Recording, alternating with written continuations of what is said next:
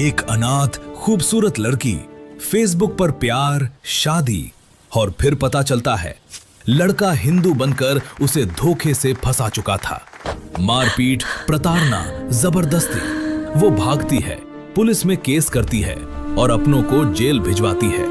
फिर मिलता है एक 46 साल का अमीर, सीधा सादा मकान मालिक जो कोरोना में अपना पूरा परिवार खो चुका है। उम्र में 20 साल का फर्क, लेकिन दोनों को होता है गहरा प्यार। शादी होती है, पहली रात, हनीमून जैसी जिंदगी।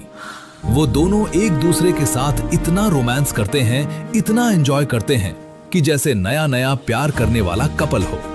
देर रात बालकनी में गले लगकर तारे देखना, कैंडल लाइट डिनर, बीच पर हाथों में हाथ डालकर घूमना और वो सुकून जो सिर्फ सच्चे प्यार में मिलता है। तो चलिए दोस्तों, इस दिलचस्प को शुरू करते हैं। दोस्तों नमस्ते। आज मैं आपको एक ऐसी कहानी सुनाने जा रही हूं जो दिल को छू जाएगी, आंखों में आंसू ला देगी और जीवन की सच्चाई को सामने रख देगी। ये कहानी है एक अनाथ और खूबसूरत लड़की की जिसका नाम है प्रिया। प्रिया की उम्र करीब 24 साल थी। वो बेहद सुंदर थी, लंबे काले बाल, बड़ी बड़ी आंखें जो हमेशा कुछ कहना चाहती और एक मुस्कान जो दुनिया को रोशन कर देती। लेकिन उसकी जिंदगी में खुशियां कम ही थीं। बचपन से ही अनाथ होने की वजह से वो एक अनाथालय में बड़ी हुई थी। वहां की सिस्टरों ने उसे पाला पोसा, पढ़ाया लिखाया। प्रिया बहुत होशियार थी। उसने कॉलेज तक की पढ़ाई अच्छे नंबरों से पूरी की और एक छोटी कंपनी में जॉब कर ली थी। लेकिन दिल में एक खालीपन हमेशा रहता था, परिवार का, अपनों का। प्रिया को सोशल मीडिया बहुत पसंद था। फेसबुक पर वो घंटों बिताती, दोस्तों से चैट करती, पोस्ट्स देखती। एक दिन उसकी लाइफ में आया आरिफ। आरिफ का प्रोफाइल नेम था राज। उसकी फोटो में वो हिंदू लड़के जैसा लगता था, तिलक लगाए, कुर्ता पहने। आरिफ ने प्रिया को फ्रेंड रिक्वेस्ट भेजी। प्रिया ने एक्सेप्ट कर ली। धीरे धीरे चैट शुरू हुई। पहले हाय, हेलो, फिर रोज की बातें। आरिफ बहुत स्वीट बातें करता। तुम्हारी मुस्कान तो किसी को भी दीवाना बना देगी, वो कहता। प्रिया शर्मा जाती लेकिन खुश होती। आरिफ कहता, मैं एक सॉफ्टवेयर इंजीनियर हूं, दिल्ली में रहता हूं, मां बाप हैं, लेकिन मैं तुम्हारे जैसा ही अकेला महसूस करता हूं। प्रिया को पहली बार किसी ने इतना स्पेशल फील कराया। वो अनाथ थी, कोई अपना नहीं था। आरिफ की बातें उसके दिल को छूतीं। वो बताता कि वो हिंदू है, पूजा पाठ करता है। प्रिया भी हिंदू थी तो सब कुछ परफेक्ट लगता। महीनों चैट चली, फिर वीडियो कॉल्स। आरिफ की आवाज सुनकर प्रिया का दिल धड़कता। आई लव यू प्रिया, आरिफ ने एक दिन कहा। प्रिया की आंखें भर आईं। आई लव यू टू प्रिया, आरिफ ने एक दिन कहा। राज। दोनों का प्यार परवान चढ़ा। आरिफ ने प्रपोज किया शादी का। मैं तुम्हें खुश रखूंगा प्रिया, तुम्हारी हर कमी पूरी करूंगा। प्रिया मान गई। उसने सोचा आखिरकार उसकी जिंदगी में खुशी आ रही है। शादी की तैयारी शुरू हुई। आरिफ ने कहा कि छोटी कोर्ट मैरिज कर लें क्योंकि उसके घर वाले दूर हैं। प्रिया तैयार हो गई। एक दिन दोनों कोर्ट गए। सिंपल शादी हुई। प्रिया ने लाल साड़ी पहनी, सिंदूर लगाया। आरिफ ने कहा, अब तुम मेरी हो हमेशा के लिए। प्रिया खुश थी, लेकिन उसे नहीं पता था कि यह खुशी ज्यादा दिन नहीं टिकेगी। शादी के बाद आरिफ प्रिया को अपने घर ले गया। घर एक छोटे शहर में था। दरवाजा खुला तो प्रिया चौंक गई। घर में सब मुस्लिम कपड़े पहने थे, औरतें हिजाब में, मर्द टोपी लगाए। आरिफ की मां ने प्रिया को देखकर मुंह बनाया। ये हिंदू लड़की कहां से लाए हो? मां ने आरिफ से पूछा। प्रिया को कुछ समझ नहीं आया। आरिफ ने कहा, मां, ये प्रिया है, मेरी बीवी। लेकिन उसकी आवाज में पहले वाली स्वीटनेस नहीं थी। रात को जब दोनों अकेले हुए, प्रिया ने पूछा, राज, ये सब क्या है? तुम्हारे घर वाले और तुम्हारा नाम? आरिफ हंसा। मेरा असली नाम आरिफ है, मैं मुस्लिम हूं। मैंने तुम्हें फंसाने के लिए हिंदू बनने का नाटक किया। फेसबुक पर सब झूठ था। प्रिया का दिल टूट गया। वो रोने लगी। तुमने मुझे धोखा दिया, क्यों? आरिफ ने कहा, क्योंकि तुम खूबसूरत हो और मुझे तुम चाहिए थी। अब तुम मेरी बीवी हो, कहीं नहीं जा सकती। अगले दिन से प्रिया की जिंदगी नरक बन गई। आरिफ का परिवार उसे ताने मारता। हिंदू लड़की हमारे घर में क्या कर रही है? सास कहती। नमाज पढ़ो, हिजाब पहनो। प्रिया मना करती तो मारते पीटते। आरिफ भी बदल गया था। वो पहले वाला प्यार करने वाला नहीं रहा। रात को वो प्रिया के साथ जबरदस्ती करता। प्रिया चीखती लेकिन कोई सुनने वाला नहीं। घर में बंद रखते, फोन छीन लिया, जॉब छुड़वा दी। प्रिया दिन रात रोती।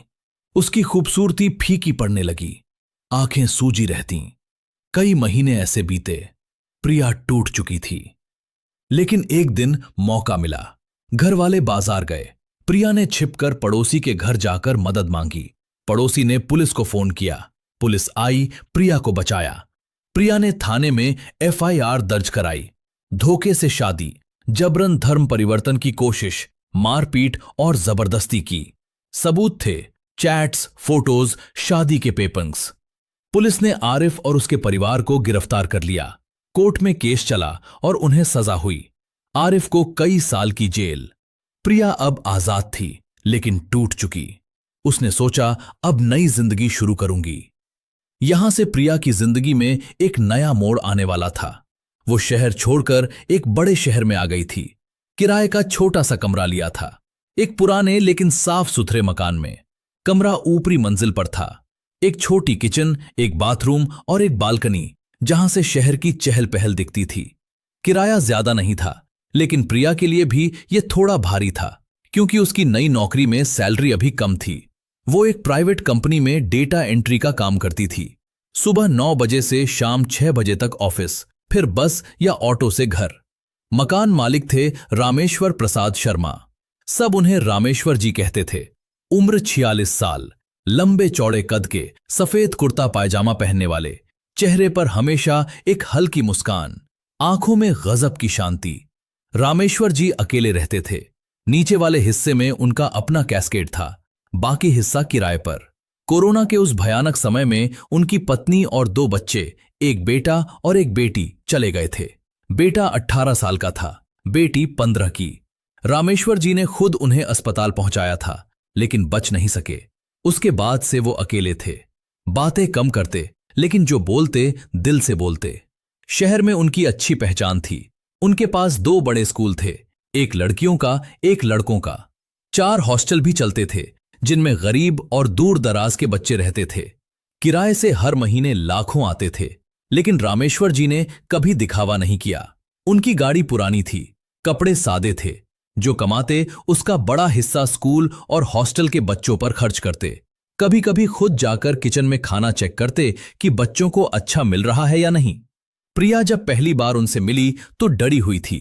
उसने सोचा था कि मकान मालिक सख्त होंगे, लेकिन रामेश्वर जी ने मुस्कुराकर कहा, बेटी, कमरा पसंद आया? कोई कमी हो तो बताना, मैं नीचे ही रहता हूं। प्रिया ने सिर हिलाया और चुपचाप ऊपर चली गई। पहले कुछ दिन वो किसी से बात नहीं करती। सुबह जल्दी निकल जाती, शाम को देर से आती। रामेश्वर जी कभी कभी ऊपर आकर किराया लेते। बेटी, चाय पी लोगी? वो पूछते, लेकिन प्रिया मना कर देती। उसे अभी भी लोगों पर भरोसा नहीं था, लेकिन धीरे धीरे चीजें बदलने लगीं। एक दिन प्रिया की तबीयत खराब हो गई, बुखार था। वो ऑफिस से जल्दी आई और बिस्तर पर लेट गई। शाम को रामेश्वर जी किराया लेने आए। दरवाजा खटखटाया। प्रिया ने मुश्किल से उठकर खोला। चेहरा लाल, आंखें सूजी हुईं। रामेश्वर जी ने देखा तो चिंता हो गई। अरे बेटी, ये क्या हाल है, दवाई ली? प्रिया ने सिर हिलाया, नहीं। रामेश्वर जी तुरंत नीचे गए। कुछ देर बाद एक थर्मोस में काढ़ा लेकर आए। पी लो, आराम मिलेगा, मैंने खुद बनाया है, अदरक, तुलसी, काली मिर्च डाली है। प्रिया ने हिचकिचाते हुए पिया। गर्माहट फैली। उस रात उसे अच्छी नींद आई। अगले दिन रामेश्वर जी फिर आए। एक डिब्बे में खिचड़ी थी। खा लो बेटी, हल्का खाना अच्छा रहेगा। प्रिया की आंखें भर आईं। कितने दिनों बाद किसी ने इतना ख्याल रखा था। उसने कहा, थैंक यू अंकल जी। रामेश्वर जी मुस्कुराए। अंकल जी नहीं, बस रामेश्वर जी कहो, या अगर मन करे तो पापा भी कह सकती हो। प्रिया चुप हो गई। पापा शब्द सुनकर उसका दिल भर आया। वो अनाथ थी, कभी किसी को पापा नहीं कहा था। धीरे धीरे बातें बढ़ने लगीं। प्रिया शाम को थोड़ा जल्दी आने लगी। कभी बालकनी में बैठी चाय पीती तो रामेश्वर जी नीचे से आवाज देते, बेटी, आज मौसम अच्छा है ना? प्रिया मुस्कुराकर हां कहती। एक दिन बारिश हो रही थी। प्रिया बालकनी में खड़ी भीग रही थी। रामेश्वर जी छाता लेकर ऊपर आए। बेटी भीग जाओगी, अंदर आ जाओ। प्रिया ने कहा, बारिश अच्छी लग रही है। रामेश्वर जी रुक गए, फिर बोले, सच है, बारिश में एक सुकून होता है। मैं भी कभी कभी भीगता था पहले। उनकी आवाज में उदासी थी। प्रिया ने पहली बार पूछा, आप अकेले क्यों रहते हैं? रामेश्वर जी चुप रहे, फिर धीरे से बोले, कोरोना में सब चले गए, बीवी, बच्चे, बस मैं रह गया।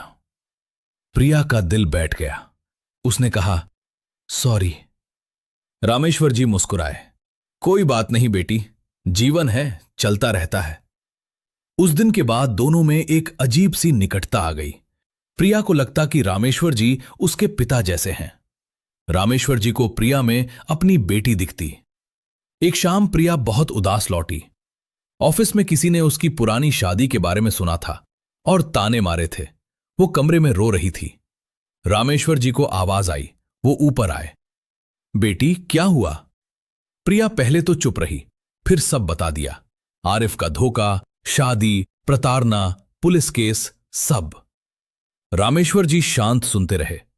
जब प्रिया खत्म हुई तो उनकी आंखें नम थीं। बेटी तुम बहुत हिम्मत वाली हो। जो बीत गया उसे भूलने की कोशिश करो। अब नई जिंदगी है। प्रिया ने कहा, लेकिन लोग ताने मारते हैं, मुझे लगता है मैं कभी खुश नहीं रह पाऊंगी। रामेश्वर जी ने कहा, लोग हमेशा बोलते हैं, लेकिन तुम्हारी जिंदगी तुम्हारी है। मैं हूं ना तुम्हारे साथ। प्रिया ने पहली बार रामेश्वर जी के कंधे पर सिर रखकर रोया।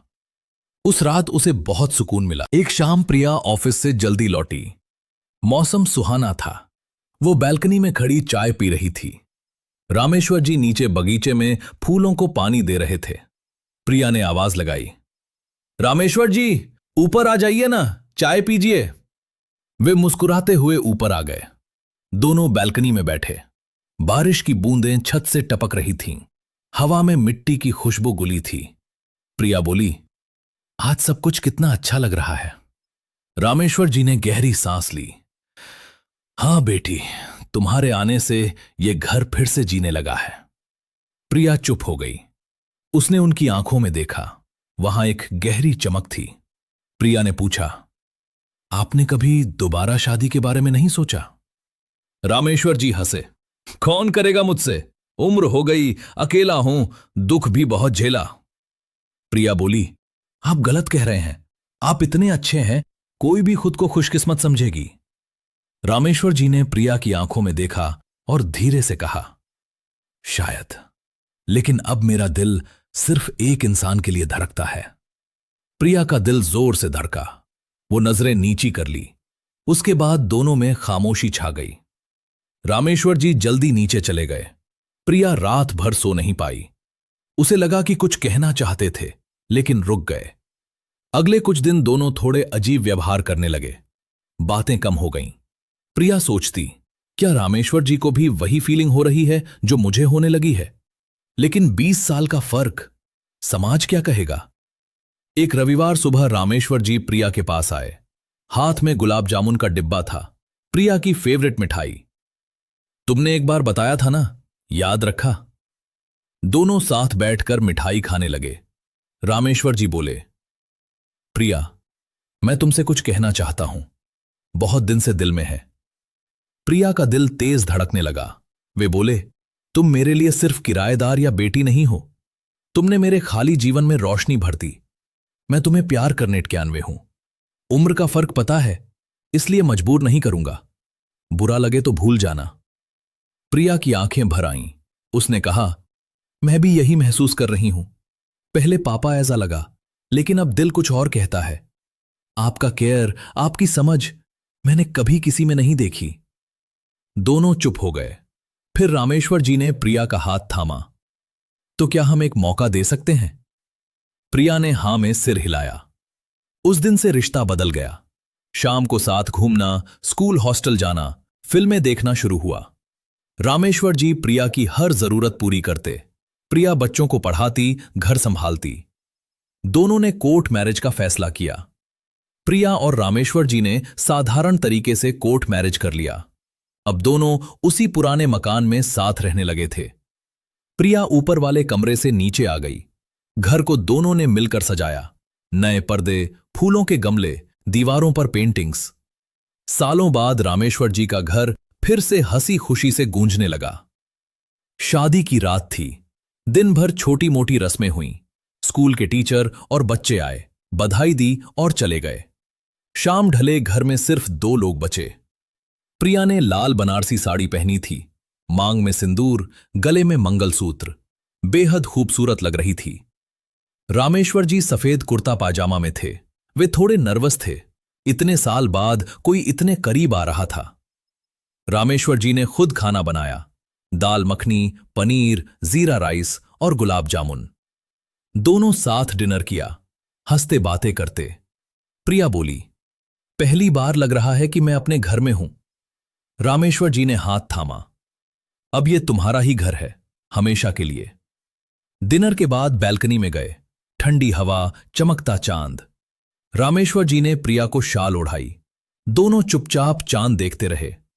फिर रामेश्वर जी बोले, चलो अंदर। प्रिया का दिल तेज धड़क रहा था।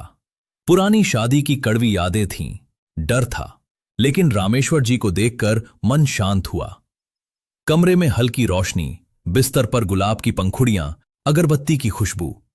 प्रिया मुस्कुराई, आपने इतना कुछ किया? रामेश्वर जी शर्मा गए। पहली बार किया, ठीक लगा या नहीं? दोनों बिस्तर पर बैठे। रामेश्वर जी बोले, प्रिया, मैं जानता हूं तुमने बहुत दुख झेला है। मैं कभी मजबूर नहीं करूंगा। तैयार न हो तो सिर्फ बातें करेंगे। प्रिया की आंखें नम हो गईं। नहीं, मैं तैयार हूं, क्योंकि आप पर पूरा भरोसा है। रामेश्वर जी ने बहुत धीरे धीरे, बहुत प्यार से प्रिया को गले लगाया। प्रिया ने भी उन्हें कसकर पकड़ लिया। दोनों एक दूसरे के इतने करीब आए कि दिल की धड़कनें एक दूसरे को सुनाई देने लगीं। रामेश्वर जी ने प्रिया के माथे पर किस किया, फिर आंखों पर, गालों पर। हर किस में सम्मान था, प्यार था। प्रिया ने भी जवाब दिया। उसने रामेश्वर जी के होठों पर हल्का सा चुंबन लिया। दोनों हंस पड़े। नर्वसनेस खत्म हो गई। धीरे धीरे दोनों एक दूसरे के और करीब आए। रामेश्वर जी बहुत संभाल कर, बहुत प्यार से आगे बढ़े। वो बार बार प्रिया की आंखों में देखते, क्या वो सहज हैं? प्रिया मुस्कुराती और हां कहती। उस रात दोनों ने न सिर्फ शारीरिक रूप से, बल्कि भावनात्मक रूप से भी एक दूसरे को पूरा अपना बना लिया। प्रिया को पहली बार लगा कि प्यार में कोई दर्द नहीं, सिर्फ सुकून होता है। रामेश्वर जी को लगा कि जिंदगी ने उन्हें दूसरा मौका दिया है। रात देर तक दोनों जागते रहे, बातें करते, हंसते, एक दूसरे को छूते। प्रिया ने रामेश्वर जी के सीने पर सिर रखा और बोली, आपको पता है, मैं आज की लड़की हूं। मुझे सब कुछ बड़ाबड़ी से चाहिए, प्यार भी, रोमांस भी, मजा भी। रामेश्वर जी हंसे, और मैं पुराने जमाने का हूं, लेकिन तुम्हारे लिए नया बन जाऊंगा। दोनों फिर हंसे और एक दूसरे में खो गए। सुबह हुई तो प्रिया सबसे पहले उठी। उसने चाय बनाई और रामेश्वर जी को बिस्तर पर ही सर्व की। रामेश्वर जी ने उसे गोद में उठाया और बोले, अब हर सुबह ऐसी ही होनी चाहिए। प्रिया शर्मा गई, लेकिन खुश थी। दिन भर दोनों घर में रहे, कोई जल्दी नहीं थी। साथ खाना बनाया, साथ फिल्म देखी, साथ नाचे पुराने गानों पर। शाम को बालकनी में बैठकर सूरज डूबते देखा। प्रिया ने कहा, मुझे लगता है मैं सपने में हूं। रामेश्वर जी ने जवाब दिया, नहीं, ये सच है, और ये सपना हमेशा चलता रहेगा। उसके बाद की जिंदगी और भी खूबसूरत होने लगी। प्रिया अपनी नौकरी जारी रखती, लेकिन अब घर लौटने की जल्दी रहती। रामेश्वर जी सुबह स्कूल जाते, शाम को लौटते तो प्रिया का इंतजार करते। दोनों साथ घूमने जाते, कभी पार्क, कभी नदी किनारे, कभी देर रात ड्राइव पर। रोमांस उनके जीवन का हिस्सा बन गया। प्रिया की नई जमाने की सोच और रामेश्वर जी का अनुभव मिलकर एक परफेक्ट जोड़ी बना रहे थे। शादी को अब करीब 8 महीने हो चुके थे। प्रिया और रामेश्वर जी की जिंदगी किसी हनीमून से कम नहीं थी। सुबह प्रिया चाय बनाती, रामेश्वर जी अखबार पढ़ते। दोनों साथ नाश्ता करते। फिर प्रिया ऑफिस और रामेश्वर जी स्कूल के लिए निकल जाते। शाम को घर लौटते ही एक दूसरे के गले लग जाते। प्रिया कहती, आज दिन कितना लंबा लगा बिना आपके। रामेश्वर जी मुस्कुराते, मेरा तो हर पल तुम्हारा इंतजार करता है। घर में हंसी ठिठोली का माहौल रहता। कभी दोनों साथ किचन में खाना बनाते, पुराने गाने बजाते, एक दूसरे पर आटा लगाते, नाचते। रात को बालकनी में बैठकर तारे देखते, गले लगकर बातें करते। प्रिया की नई जमाने की सोच और रामेश्वर जी का रोमांटिक अंदाज मिलकर कमाल कर रहा था। कभी कैंडल लाइट डिनर, कभी देर रात लंबी ड्राइव। प्रिया कहती, मुझे लगता है हम अभी अभी शादी करके आए हैं। रामेश्वर जी जवाब देते, तुम्हारे साथ तो हर दिन नया हनीमून है। लेकिन जिंदगी में सिर्फ मीठी बातें ही नहीं होती, छोटी मोटी नोक झोंक भी आईं। एक दिन प्रिया ऑफिस के काम में बहुत देर तक व्यस्त रही। रामेश्वर जी इंतजार करते रहे। जब प्रिया आई तो वे नाराज हो गए। तुम अपनी सेहत नहीं देखती, इतनी रात तक काम। प्रिया भी थकी थी, बोली, आप मुझे बच्चे की तरह ट्रीट करते हो, मैं खुद संभाल लूंगी। दोनों चुप हो गए। उस रात अलग अलग सोए। लेकिन सुबह प्रिया ने रामेश्वर जी की पसंद का पोहा बनाया और गले लगकर सॉरी कहा। रामेश्वर जी ने भी माफी मांगी। दोनों समझ गए कि रिश्ते में ये छोटी लड़ाइयां भी जरूरी हैं। ये ही तो प्यार को और मजबूत बनाती हैं।